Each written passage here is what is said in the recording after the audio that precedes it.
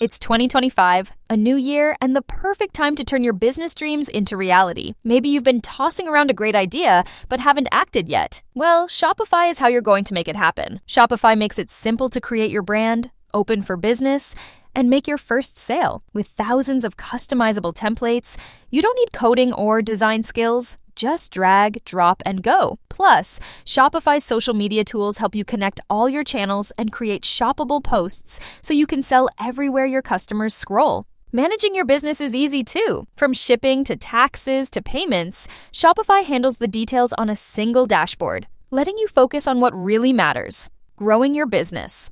Established in 2025 has a nice ring to it. This message comes from Greenlight. Ready to start talking to your kids about financial literacy? Meet Greenlight, the debit card and money app that teaches kids and teens how to earn, save, spend wisely, and invest with your guardrails in place. With Greenlight, you can send money to kids quickly, set up chores, automate allowance, and keep an eye on your kids' spending with real-time notifications. Join millions of parents and kids building healthy financial habits together on Greenlight. Get started risk-free at greenlight.com/audio.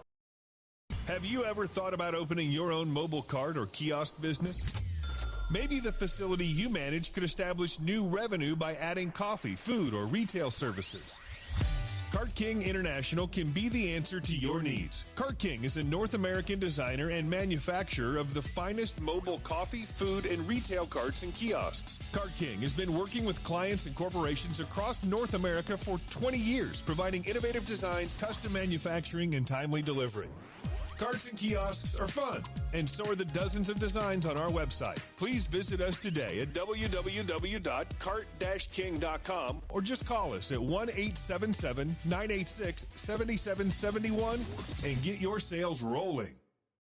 PureSoapFlakes.com, 218-568-2525. Have you ever heard of Castile Soap? Pure Soap Flake Company handcrafts fine soap bars, laundry powder, and concentrated soap flakes using organic vegetable oils from their northern Minnesota facility. Bathe your body and wash your clothes with Pure Soap products that are free of fragrance, GMOs, palm oil, sodium lauryl sulfate, and synthetic additives. Keep it clean, folks. Pure Soap Flake Company products are kind to living creatures and sensitive skin, safe for drains and waterways, and work great in high-efficiency washers and top and front-loading machines. Order today at PureSoapFlakes.com or give them a call, 218-568-2525, 218-568-2525. Pure Soap Flake Company is a proud member of the Handcrafted Soap and Cosmetic Guild. Tina Helmuth is writing an ongoing series of fact-fiction books that boldly takes on today's most heinous crimes: the abduction, sexual trafficking, and cannibalization of our children. Suffer the Little Children, The Wrath of the Father, and Unbreakable. Deeply researched and mixed with the supernatural, good versus evil makes these thrillers hard to put down, shining a light on the root cause of these crimes and introducing a spiritual solution. Justice will be served. Available at lulu.com in paperback or ebook. It's the Opperman Report.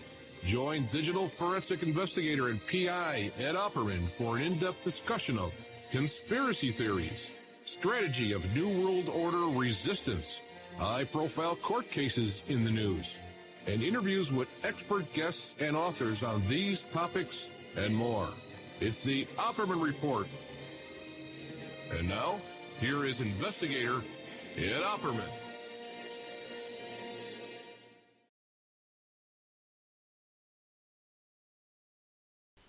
Okay, I forgot to turn on unmute my mic. Welcome to the Opperman Report. I'm your host, Private Investigator Ed Opperman, president of Opperman Investigations and Digital Forensic Consulting. You can get a hold of me through my website, emailrevealer.com. You can go there and get an autographed copy of my book, How to Become a Successful Private Investigator. And if you want to check out our free archives, you can go to Spreaker.com. They got a chat room down there. If you sign up, become a follower. If you follow on Spreaker for free, you get an email notification anytime I broadcast a live content. Tonight's show is live. And then what's the other thing, too, is OppermanReport.com. That's where we have our members section. That's how you can support the show by becoming a member. You get access to all kinds of exclusive content. I just did a show last week I'm going to be putting up in there, an interview. Some guy interviewed me. I think he was a wrestler or something. I'm not sure what was going on. And John Brissom was on there with me. I don't know what was going on with that whole thing. But, it was on Truth Frequency Radio, and I don't know what was going on. Anyway, we talked about some stuff, Epstein and the election. I think we were talking about the election or something. Anyway, so that's going to go up there in the members section. I got a little passionate toward the end there talking about socialism and nationalizing the oil industry. Anyway, let's move on.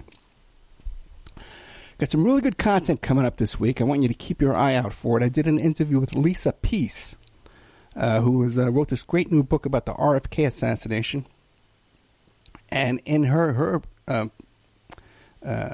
theory in all this, from her research, a very well-documented research, is that it leads to Robert Mayhew, who, as you may know, is a Las Vegas resident here in Nevada. Well, he's dead now. But I've actually been to his house. When I first moved to Nevada, I was taken to his house to meet him. I didn't know I was meeting Bob Mayhew. I thought I was meeting somebody who had some information that they could buy and sell for me. Or I was going to be buying and selling information for this source. And I had breakfast over at his house. A friend of mine took me over.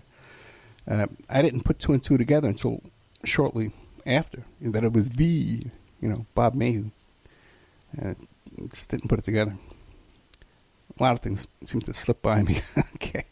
Then another interesting interview I did with Catherine Ellison about this book. About this book she wrote about mothers and murderers. A very, very nice woman, very pleasant one. Both of these interviews are very enjoyable. I enjoyed both of them, so you can look forward to that coming up this week. Got some really, really good news for. I don't know if it's good news, but the big news here in Nevada. A case I'm working on, the Byron Williams case. And this gentleman was riding his bike around 3 o'clock in the morning. And he didn't have a headlight on the bike, so the cops tried to pull him over. He wasn't having that. He tried to make a run for it. He chased him down. He surrendered. And then they applied pressure. The cops got on top of him with their knees until he died. He was yelling out there 100 times, I can't breathe, I can't breathe, I can't breathe. So I had the family on the show here to publicize this event. And then we got him an attorney. I hooked him up with my client, Keith Davidson. And he took on the case, which is a big deal. He's a big Beverly Hills attorney, he testified for Congress. Involved in a lot of big stuff, man. He took on this case, and now it was just ruled by the coroner's office that it was ruled a homicide, which is a death caused by another. It was caused by pressure applied to his back, which points to the cops that were arresting him. So there is a chance that these cops could be getting arrested. It has to be referred to a criminal referral. And then it would have to be referred to the DA's office for prosecution. And it turns out that when local reporters called up our district attorney here, Mr. Wolfson, he hung up on them. He wasn't interested in discussing this case with them. So it's kind of I wonder why that would be. Why would that be?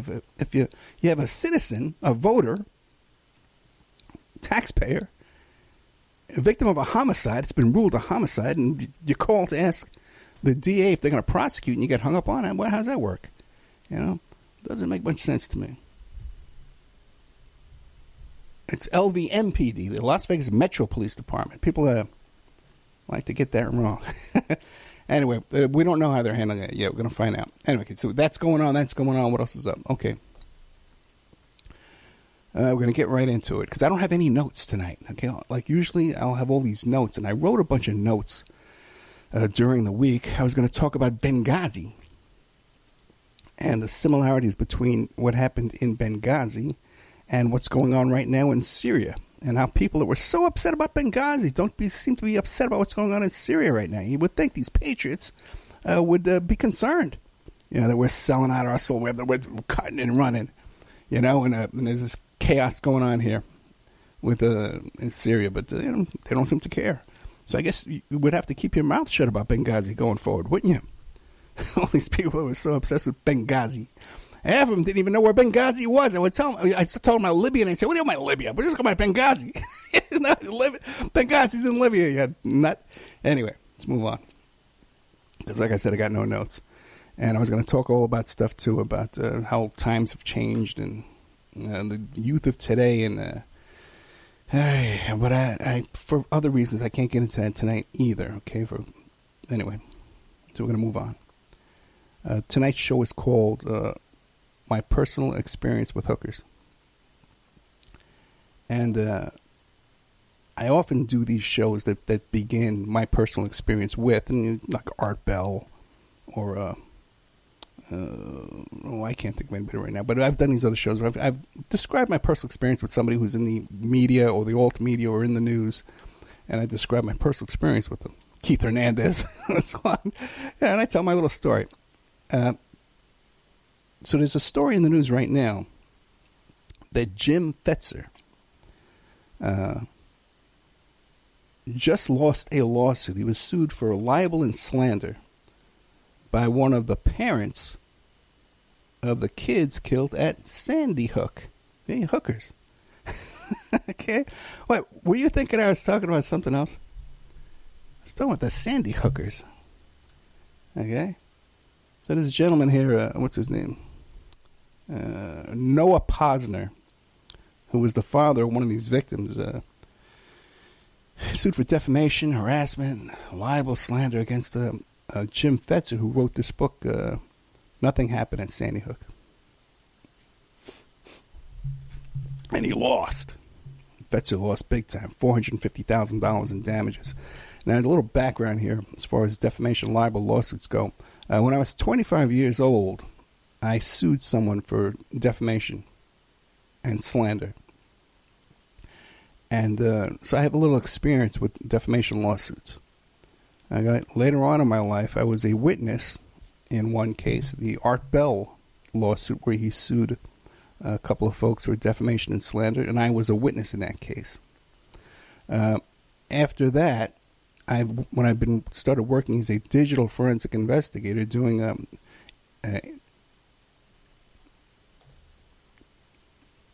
creating exhibits from information on the internet, I've been hired many, many times to compile evidence of internet defamation for defamation lawsuits. And it's very difficult to get a defamation lawsuit off the ground. You have to come up with money out of your own pocket. No one expects to get a $450,000 settlement. That's unheard of. Okay? There's a pretty clear-cut case here that Mr. Fetzer blew it. Because what he claimed that Mr. Posner here faked his son's death certificate. So all Posner has to come in and prove is, hey, here's the real death certificate, and that Fetzer was acting with malice. And Fetzer's lost his case. Okay? Now, let me tell you about my personal experience with Jim Fetzer. A lot of people would be talking about this case, but I don't know how many of them actually know Jim Fetzer. I had Jim Fetzer on my show. We were on the same radio station there for a little while. And I did the show with Jim Fetzer and Oli Damagard. I had Oli Damagard on the show once. We were talking about, I forget what the topic was. I think it was this assassination that took place in Europe. And he had done some good research on it, and I like the guy. And I get contacted by this woman named Lorian Fenton. You might remember her. She was the manageress. The manageress for Douglas Dietrich. Okay, so this is years and years and years ago when I first started on that station. And I was friendly with Doug. And his manageress, which she used to call her, was Lorian Fenton. Since this time, they've parted ways. And she contacts me, and at the time, I thought she was legit. She contacts me, and she says, Ed, you got to help my friends. They've uncovered all this information about these assassinations and these serial killers, and they're involved in all these assassinations, and they've got tapes and stuff like that. They've done all this great work. It's Jim Fetzer. And we're worried he's coming out with this information, and we're worried he's going to get killed. They're going to kill him to silence him. So we need you to do a show about this as quickly as you can. And I said, whoa, boy, this must be serious. Okay, sounds serious. We need to do a show about this right away. So we actually rushed and we did a special broadcast on a Saturday afternoon. My show was on Thursdays. Either Thursdays or Fridays, who knows. But we rushed and we did a special broadcast on a Saturday afternoon with Jim Fetzer and Ole Damagard. But they wanted to play some audio recordings over the show. So I wasn't able to do this at the time. I wasn't capable of doing this. I just used to make a Skype call into the station's server there and broadcast over their equipment. So we needed someone to host the call besides myself that had the ability to play these recordings over the air. So we had to bring in a third person, okay? Now, since that time, I have discovered some things about this third person that are unsettling to me. But unbeknownst to me, until the day of the broadcast, it turned out that Mr. Fetzer and this producer had been in contact with each other in communications and had really gone over in great detail, the sequence of these recordings they wanted to play. And it was a whole little cooperation going on between these two behind my back. So we did the interview, and we started off. I started becoming uncomfortable with the interview right away because it was just so thin. All the research and the evidence and everything in this interview was very thin. To claim that these people were involved in all these assassinations, JFK, they were involved in it. They were involved in this one and that one, everything. And it wasn't there. I didn't see it. But, I took the statement and we went through the interview. And in the very end, when I'm wrapping up the show, Fetzer starts screaming into the microphone. Screaming over me as I'm saying, okay, guys, good night, thank you. He starts screaming into the microphone about Sandy Hook. Now, and then I realized, hey, whoa, I have no ability to hang up on this guy. I've lost control of this. It's the first and the last time I've ever allowed that to happen when I'm on the air, that I didn't have the ability to shut down a loose cannon, a runaway guest who hijacked my show. Okay, so the show's over, and I decided, I said, I'm never going to deal with Fetzer again, ever. I tried to give Ole Damagard a couple of chances after that, but nothing ever materialized. I lost interest in him. And I've always been unsettled by that incident. Okay, and looking back today, I think the whole thing was a setup from the start. I don't trust the woman who set up the interview. I don't trust the person who was running the board. My producer at the time, it turned out to be a total fraud, catfish, who lied about everything about her life, every detail about her life she was lying about. Okay. Man, she was stalking Dave McGowan in his hospital bed. All right. There's a lot of stuff goes on here you don't know about. I've been replaying a lot of Dave McGowan this week, so I figured I'd throw that out there. Very troubling time. So I put Fetzer on the shelf. And what happened is later on I had this guest on. We were talking about Vince Foster death. And I wound up in this email loop. Okay? And this guy used to send out these emails all the time with his research and his information and stuff. And a lot of them were, a little offensive to me. Talking about the Zionists and the globalists, and all these little code words, and pretty much Jew hate, But he was very careful to couch it. But then this last one he sends me was just blatant bigotry, man. It was just blatant Jew hate.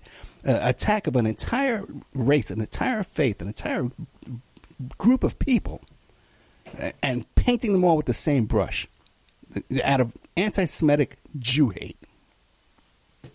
You can't paint a good picture of this. And I finally told the guy, I emailed back and I said, look, man, that's it. Take me off your list. I want no part of you. Okay? And I get a response from good old Jim Fetzer with a bunch of links. okay, about how evil the Jews are and how bad the Jews are. There's blatant anti-Semitism. It wasn't anti-Zionism. It wasn't anti-globalism. All this other stuff you hear. Okay, this was blatant bigotry, anti-Semitism, and I was done with Fetzer for the rest of my life at that point. That's my experience with Fetzer. Okay? And a lot of times when I'll do these shows, my personal experience with something, I'll mention the guy's name, but I don't want to draw out. I've regretted doing that the past couple of times because you draw out these folks that are just a little obsessed. I'm talking to my audience. Okay, and people who like hookers. Okay. Now, what's my experience with Sandy Hook and Sandy Hookers? Let me tell you that. All right. How are we doing here on time? Oh, not bad. Okay, good. Because I got a whole other topic I want to talk to you about. If you're getting bored with me now, I may be talking about John Walsh,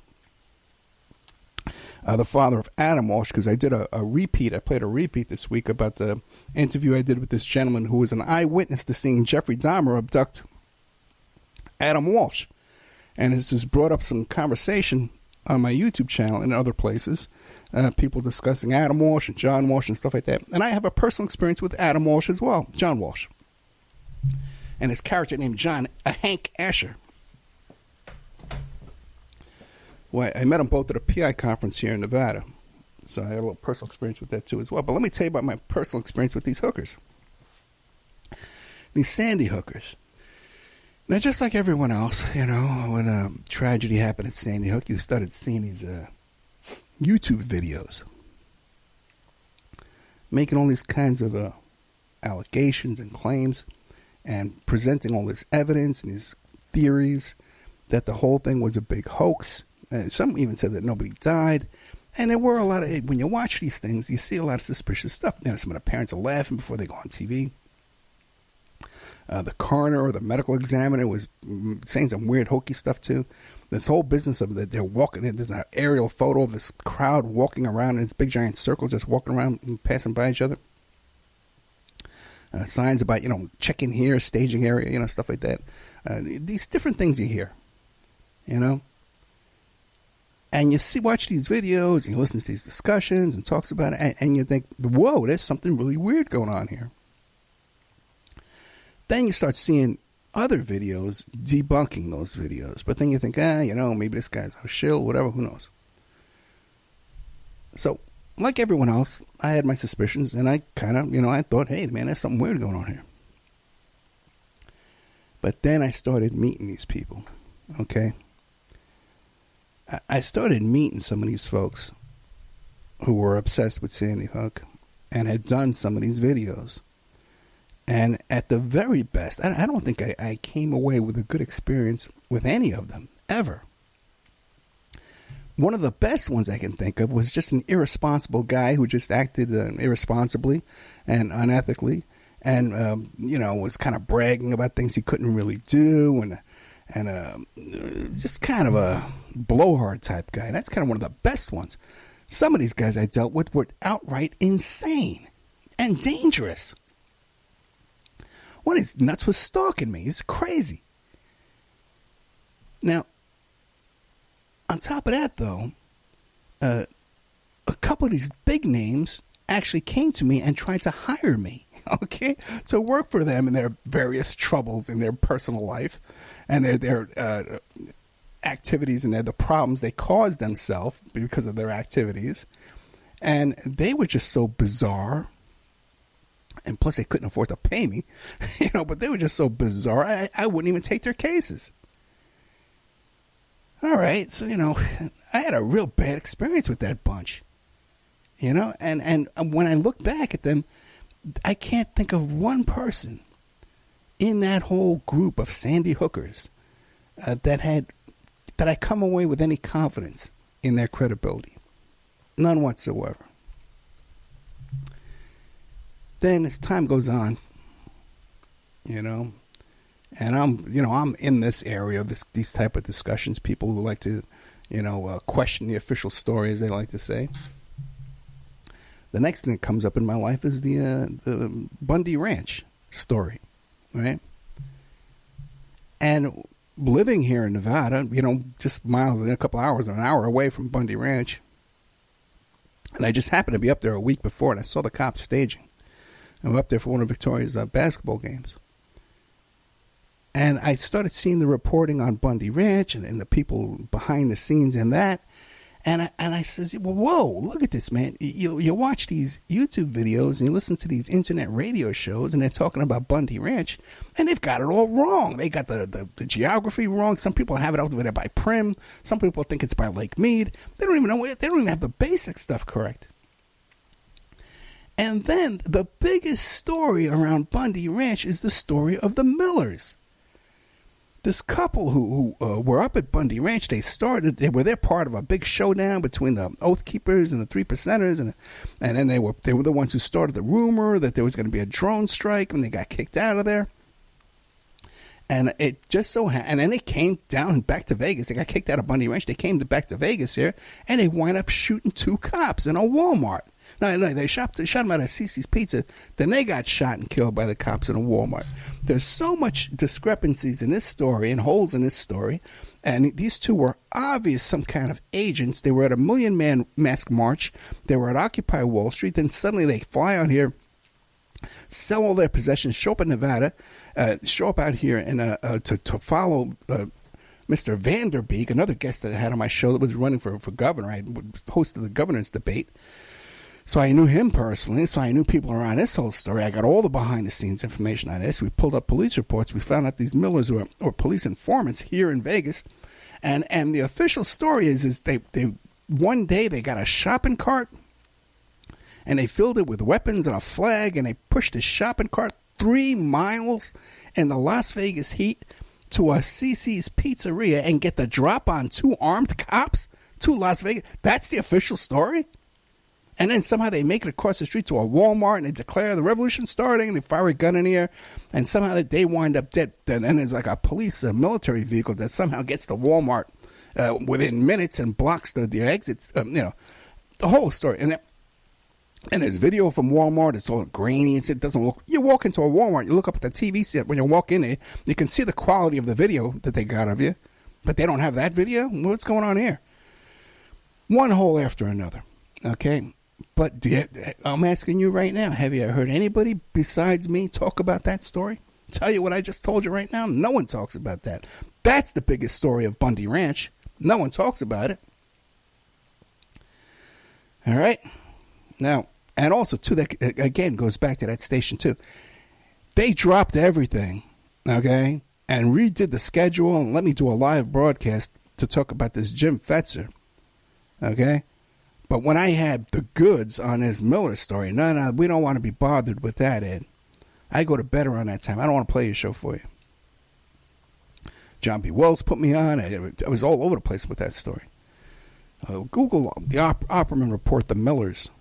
Okay? Then we have the October 1st shooting here in Las Vegas. And I start seeing all these stories. Same folks who talk about Sandy Hook. Same folks misreporting all the stuff that really went on at the Bundy Ranch. Now they're all experts on October 1st, the Mandalay Bay shooting here. And they come up with this incredibly bizarre theory about the 4 seasons. And a really sticking point for me, too, a sore point, is they always say LVPD, Las Vegas Police Department. There's no such thing as the LVPD. It's LV Metro Police Department, LVMPD. Okay? But they don't care, you know. I'm doing a report on the LVPD. I'm going to do a report on the Las Vegas Coroner's Office. There's no Las Vegas. It's a Clark County Coroner's Office. We don't have a Las Vegas Coroner's Office. Anyway, all this crazy stuff and about how the Four Seasons owns the top floors, and, you know, there's a helicopter, and there's Arabs. Okay. Now, this I can tell you, because, you know, when this happened, this really hit me close to home. Okay? You know, I was up all that night, okay, listening to the police scanner, watching the news, looking on Facebook. This stuff was on my Facebook page before it was ever on any news on TV, even local TV. Friends of mine were talking about this, the shooting that went on down there. Hit very close to home. I had to keep my kid home from school the next day, okay? And then we had to keep her home from school again on Thursday because there was rumors of another shooting was going to happen. The entrance to the highway right by my house was shut down. Okay? So, quickly, within days, I heard all the scanner stuff about, oh, there's a shooting at the M, there's a shooting at this, what's that place, the Bellagio, and all this stuff. I heard all that. And then I heard the responses, too, with the commanders yelling at these guys, saying, hey, stop calling in these things until you have it verified. You see with your own eyes, because everybody's panicking, running around like a bunch of cowards. And a lot went on that night that wasn't reported either in the news or in the alternate media, too, the truth media. Okay, everybody's making up these wild stories. Fascinating. There was this video of a cab driver, okay, and you could hear some the different sounds of the echoes of the gunfire, right? And people are telling me, Ed, you got to interview that cabbie. I got to interview. I talked to 100 people that were there. Dozens of people that worked in these hotels, in the different hotels, where people were claiming there were other shooters and there were other shooting incidents. And I know these people. We go to church with them. My daughter's friends at school, clients, people that have helped, people I've bailed out of jail. Okay? People who come to me when they're in trouble. But no, you got to talk to this. What? Because the cabbie was on YouTube? I got to talk to him? How does that work? How does that work? It's the crazy, what kind of investigation is that? And all these guys, and the further away you live and you're looking at pictures and you're looking at YouTube, and you're more of an expert you are. All right. So I lived here with these people. I personal friends with the person who ran the Family Resource Center, who was pivotal, coordinated all the interactions with the police and the media and the insurance companies and the attorneys and the Red Cross, and right at the center of this are the people I know and dealt with on a first-hand basis. Okay? And I even went down to the, the press conferences, okay, in person. I saw, I didn't have to see it on YouTube. I was there in the room, okay, and no one here believed. Well, now, I ran into one person recently, the first person ever, who said to me, oh, I was there on the Strip, and I saw a helicopter, and I saw shooting from a helicopter, and I saw these Arabs walking around giving each other signals and talking into their cell phones. And I thought, oh, my goodness, it's the first time I've ever met anybody that wasn't on the internet who was here and said they saw this. I started talking to her. And when I was talking to her, I thought she had credibility. It turns out now she has no credibility in other areas. She's just a bad witness, an unreliable person. You got to, have faith in your witnesses that they're capable, they don't fall apart before your eyes. So after experience firsthand and seeing the crazy reporting, the inaccuracies in the reporting about Bundy Ranch, having lived here, and about the October 1st, having lived here, and talking, and I really worked on that. I talked to everybody here, man. And there's a lot of stuff that I know that's never made it either into mainstream media or into alternative media. Like that they were still finding bodies there at 5 o'clock in the morning the next day underneath the stage because the cops were too afraid to go in there. Okay, and the cops didn't allow the ambulance workers to get in there either. And the people who saved most of the people that day were the stagehands who were working the event. They had these big yellow plastic wheelbarrows. I don't even know what they were doing with them. Hey, that's a good question. Why did they have all those wheelbarrows? But they had these big wheelbarrows, and they were pulling people in and out with these wheelbarrows. That's how people got saved and were taken to the ambulances and stuff because the cops weren't letting the ambulances go into the venue there to pick people up. They had to take them out. And people were climbing over the fences and stuff. They couldn't get out. So there was a lot of stuff that went on, okay, that's not in the media, but it's not all this crazy stuff about the Arabs and the Four Seasons and all sorts of stuff. Do me a favor. All you guys who have this crazy theory about the Four Seasons being owned by the Saudi Arabians, okay, look and find one lawsuit out of the thousands of lawsuits in all this that mention the Four Seasons. There's not one. Okay? Not even someone who slipped and fell on the property that night. Okay? There's nothing. Okay? All that should be dismissed as just being utter nonsense. So that's my another issue I have with Sandy Hook, because I'm not there, but I've dealt with the people who put these videos out there. Nuts, okay, for the most part, and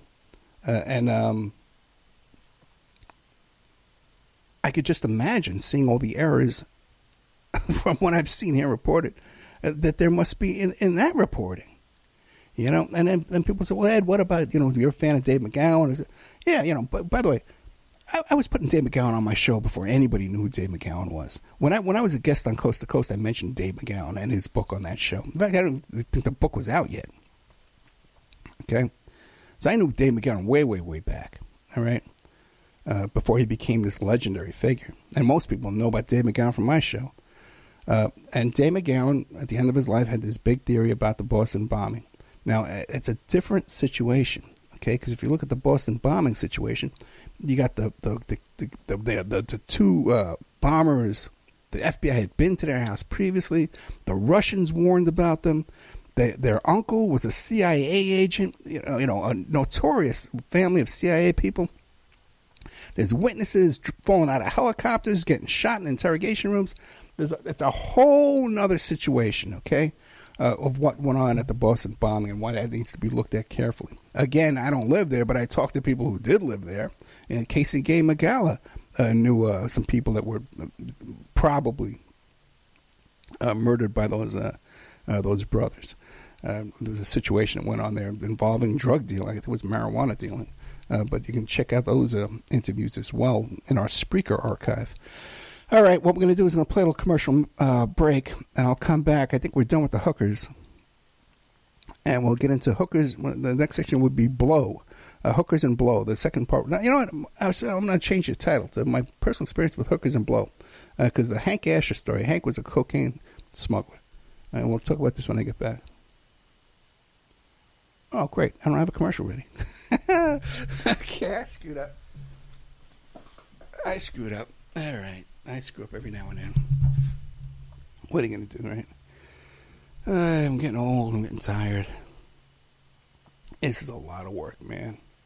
It's a lot of work doing this show, but it's a lot of work dealing with all the nonsense, man. The extra work. It's really amazing how, I guess, people just want to, get into the act. So everybody wants to call me and contact me and email me on Fridays when they know I got a show coming up. I just don't get it. Hey, people you think are your friends, but they don't seem to care. They just want attention or whatever. Okay, let's see. I'm pulling that up here. Oh, come on, damn it. Why is this doing this? I can see the ads when I go to pull it up. Okay. There you go. Okay, there's one. Got you. Yeah, we go. Okay, we'll be right back after these messages.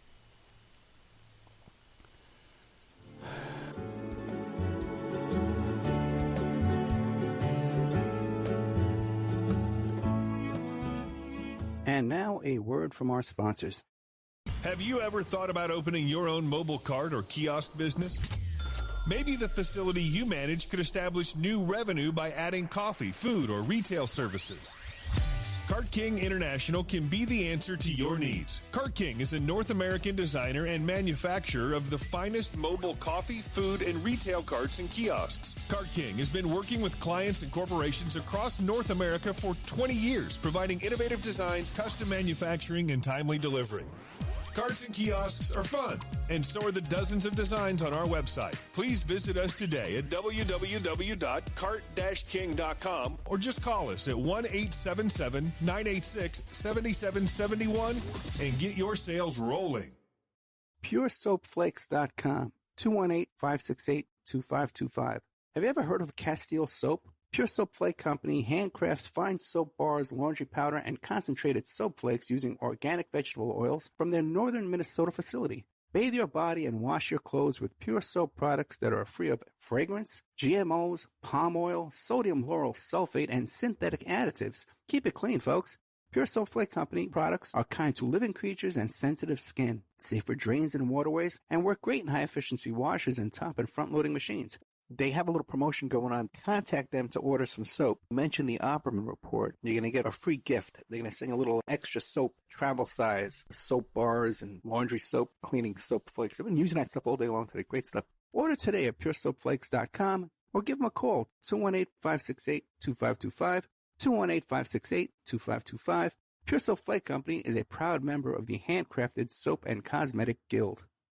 Tina Helmuth is writing an ongoing series of fact-fiction books that boldly takes on today's most heinous crimes: the abduction, sexual trafficking, and cannibalization of our children. Suffer the Little Children, The Wrath of the Father, and Unbreakable. Deeply researched and mixed with the supernatural, good versus evil makes these thrillers hard to put down, shining a light on the root cause of these crimes and introducing a spiritual solution. Justice will be served. Available at Lulu.com in paperback or ebook. It's the Opperman Report. And now, here is investigator Ed Opperman. Okay, welcome back to the Opperman Report. I'm your host, Private Investigator Ed Opperman. You know, we keep the show on the air through sponsors, through our advertisers and stuff like that. But also, too,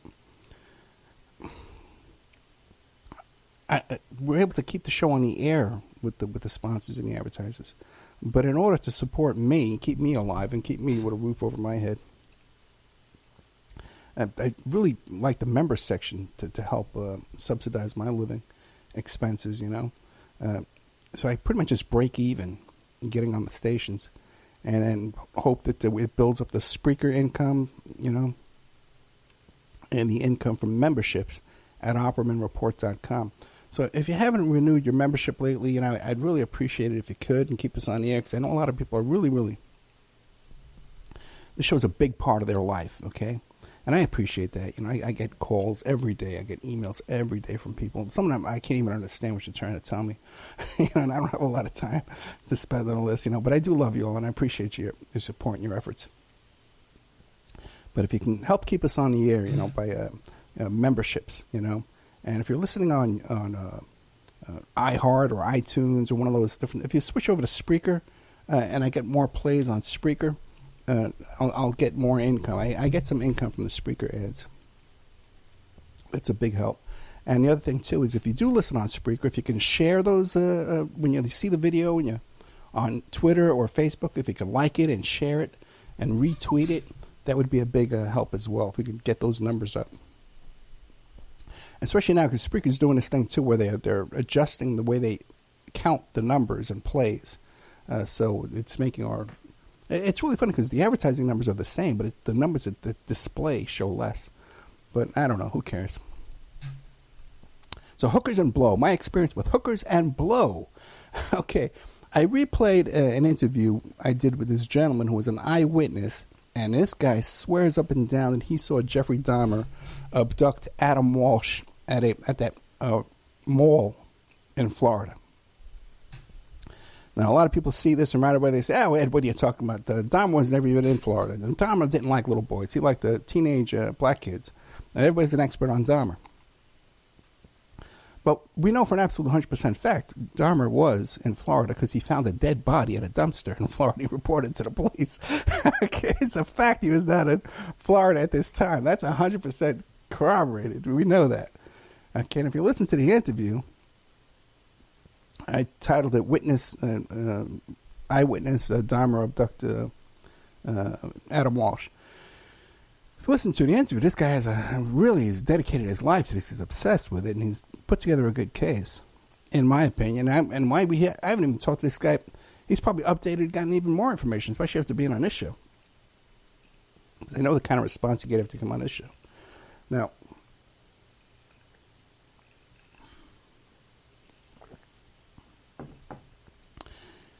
a lot of people start saying, well, John Walsh, America's Most Wanted,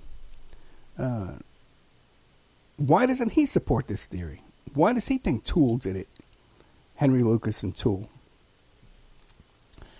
And there's a couple little odd things with that, you know. Lucas and Toole claimed that they were part of this cult. And it was down in Mexico, it was in Florida. And the cult of the Black Hand or something like that, right? And they were sentenced to be executed. And Bush commuted their execution. The only people he ever prevented from being executed. He was one of the biggest, most executing governors in the world, you know, in history. Put more people to death than anybody else, except for these two serial killers. So you got to wonder, you know, what's going on there? My personal experience with John Walsh, I think it was 2003. There was a private investigators convention here in Nevada. And I met a lot of people at that convention. I met Judge Napolitano. I took a class from him. He gave like a seminar.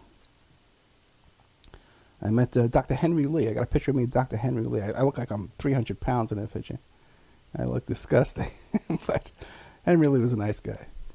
And I met John Walsh. John Walsh showed up late. And I always had my suspicions about John Walsh, too. I didn't like him. I thought, oh, look at this guy making a living and a career off the death of his son. This is horrible. You know, what kind of person does that? But after listening to his presentation of how he went through, you know, he tells the whole story step by step of everything he went through. I, at that time, came to like him. And he was flown in on the private jet of a gentleman named Hank Asher. Hank Asher was a notorious guy who ran these database companies that were the least expensive. Like you could do a search on someone, like a database search, to locate someone, right? For 25 cents. Okay, like right now I'm paying like $1.50, $2 for these searches, but he had them really super cheap because he had this company called TLO. And when you look into his background, Hank Asher, he started out. Well, they said he was a painter. He used to paint condominiums. He was at a painting company. But you know, then you see too, he was a private pilot, and he was smuggling cocaine from the Bahamas. And then it talks about how, well, he never got arrested for that, but it talks about how he and F. Lee Bailey started going down to the Bahamas and talking other smugglers to get out of the business, trying to discourage them from being smugglers. Then suddenly he gets into this data mining business, where he starts buying information from the DMV and credit headers and cross-referencing them and all this kind of stuff like that. It was alleged that he stole some proprietary software and programming skills from ChoicePoint, and he went into this business doing this. Now, fascinating also, too, remember that company 1-800-US-SEARCH? That company was owned by another character that was involved with the Heaven's Gate cult. In fact, he discovered the bodies at the Heaven's Gate cult, and the landlord of that Heaven's Gate cult also rented out homes to some of the 9/11 hijackers. Okay. Then also to the Finders guy too, who was a pilot.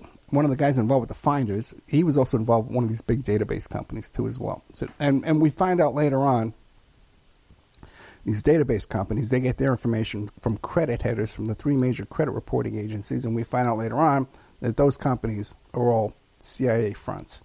And we find out that from the case of the Falcon and the Snowman. And if you just go back and Google all this stuff in my old shows, I talk about all these different topics, different times. Oh, boy.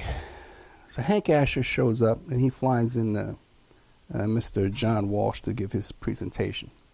And Hank Asher gives a little presentation too. And it's very obvious that these two had been partying like rock stars for a couple of days.